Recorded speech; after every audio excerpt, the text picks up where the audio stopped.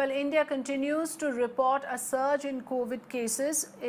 Since November, in fact, there is an increase in the number of cases, in the daily cases. The numbers have really shot up, with 8 states now coming under close scrutiny for this.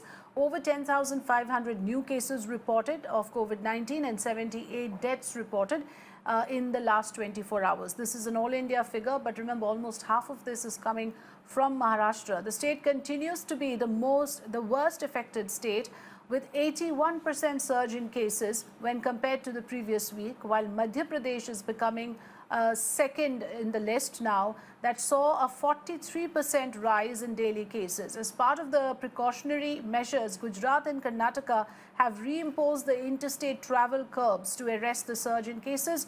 The Health Ministry has shifted its focus to actually trying to determine the potential role of a COVID variant strain. In fact, nearly 900 samples have been sent for genome sequencing from Kerala and Maharashtra to find out whether there is a mutant strain that we are dealing with right now. Ayushman will tell us more about this. Ayushman, for the sake of our viewers, help us understand and put things in perspective why this genome sequencing is happening at a time like this in the context of these rising number of cases, especially in Maharashtra. Well, first of all, genome sequencing, almost 6,000 genome sequencing has already been done. But to currently look at the situation right now in Maharashtra and Kerala to understand whether there is a variant strain present in the population, this genomic sequencing is being done. Over 900 samples are going to go under the genomic sequencing model, and currently we are being told that in about a week we'll be seeing if there is a presence of some variant strain. We have already known that UK strain is there, and also the Brazilian strain, one case was there, and also the South African strain is also there. So it is very important to ascertain whether these cases which are coming from Maharashtra and Kerala, whether they are also happening because of the mutant strain. Is it present over there or not? We're certain that this genomic sequencing is being done, and it is not just from Maharashtra and Kerala, but also from the state of Punjab and Bengaluru in Karnataka. The samples have been sent to ascertain whether the existing population is also having the mutant variant as well. Right. Okay, so that kind of study is currently being undertaken, and we'll have to wait for the results to actually throw up the precise understanding and clarity on the strain that you're talking about, the variant strain that you're referring to. Thanks very much for joining us.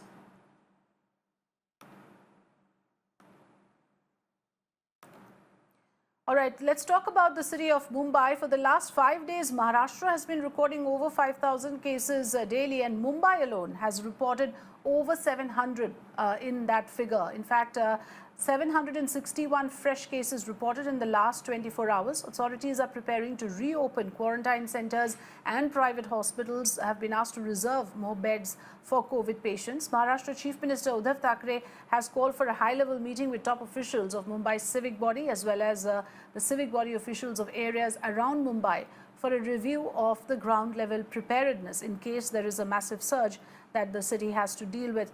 Disha Shah is tracking all the details for us. Let's in fact first listen in. Let's try and go across to Disha to get an understanding of what exactly is happening with the Maharashtra government and how it is dealing with the hotspots. Mumbai happens to be one of them, contributing largely to the overall figure in the state. Disha, if you can hear me, wanted to know from you. Today is another review meeting that Uddhav Thackeray is going to hold with the civic body officials. What is on the agenda? Well, that's right. At about 4:30 p.m., we are expecting Uddhav Thackeray to actually take a review meeting regarding BMC's COVID preparations for that matter. In fact, he's going to meet BMC top officials, including the BMC commissioner, all additional and deputy BMC commissioners, also officials from the health department, to see that what exactly is the preparedness plan to deal, even if we are facing a second COVID wave in few days from now. So how better the civic body is prepared. So for obviously the first step, considering the surge in the COVID cases that we are looking at in the last 2 weeks or so, the BMC has decided to reactivate the jumbo centers in the city, which have been, shut since October last year due to decline in the cases. It has also issued orders to reopen the isolation and quarantine centers depending on the growth rate in the next coming week. They'll actually assess the situation for this whole week, and only if required, they will actually reopen these jumbo centers. But as of now, of course, they say that they have enough medical infrastructure to deal with the current capacity of the cases that are coming in, because 82% of the cases are asymptomatic and people are actually opting for home isolation. Another important advisory that has been put into place is the fact Okay. of whether to extend the reservation of 80% beds for COVID patients across private hospitals. So that is also something which the civic body is looking very closely at. So all of this is going to be discussed today with the Maharashtra Chief Minister Uddhav Thackeray at about 4:30 p.m. is what we are being told. Okay, so certain important patterns already emerging. The transmission rate is high, the virulence is looking low at the moment, but symptoms are non-severe among the patients who have tested positive. Disha, stay with us. Let's talk about the new norms that have been announced. Norms have been in fact tightened in cities like Pune, Ahmednagar, Buldana, Amravati, Nasik and Yavatmal, as these are the worst affected areas. Gathering of more than 5 people have been restricted in Ahmednagar till the 15th of March, and also no more than 50 people can attend weddings, cultural or religious events. In Buldana, essential services are allowed to function only between 8 a.m. to 3 p.m. Additionally, 1 week lockdown is imposed in Amravati and night curfew is currently imposed in Nasik, Yavatmal and Pune.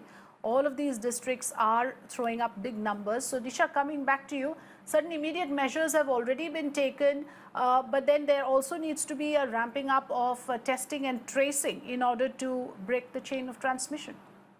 Well, certainly, Afrida, another important concern is that the areas that particularly we are talking about right now, like you spoke about Buldana city, you spoke about, Amravati, Akola, all of these districts never really had a lot of cases coming in the past. So all of a sudden, cases have gone from 5% to 50% increase, and that is why it is becoming even more difficult for the administration to cope up with, the facilities that are available in place. So as of now, definitely, contact tracing, testing, and even quarantining high-risk contacts is something that the officials are looking at and top priority. And second most important point is the mass gatherings, because Feb is the season, we know it's a wedding season, so most of it, people are not really following the COVID rules of, having only 100 people for a wedding.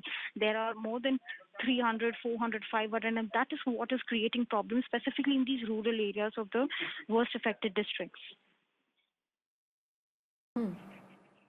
Okay, Disha, thanks for joining us with the latest information.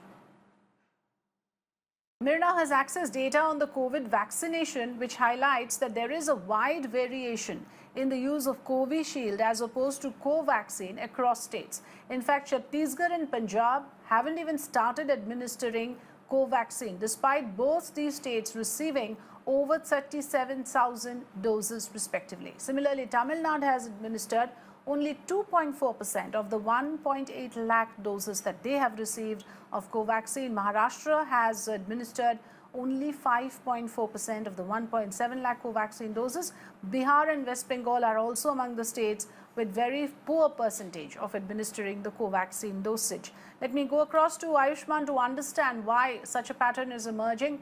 Yes, Ayushman, help us understand why certain states, in fact quite a few of them, have managed to only administer around 5% of the supplies that they have received of Covaxin. What's the reason for that? Well, I think the vaccine hesitancy seems to be one, because if you see the percentage, Chhattisgarh has not even given one dose of vaccine. Maharashtra is somewhere below 6%. Bihar has increased its percentage of about 20%, and Tamil Nadu is still below than 3%. And Punjab again has not vaccinated Covaxin. Now, if you compare this to that of Covishield, now Covishield in the state of Chhattisgarh, they have utilized up to 60%. Punjab, they have utilized over 30%. Tamil Nadu has utilized about 25% of the available stock that they have. So if you see, there is a deep contrast between what the uses of Covishield and Covaxin in these large states. And remember, these are the states which are currently battling with the increasing numbers as well. And in that scenario, the vaccine hesitancy, particularly about the vaccine being indigenous vaccine, which has been marked safe and immunogenic.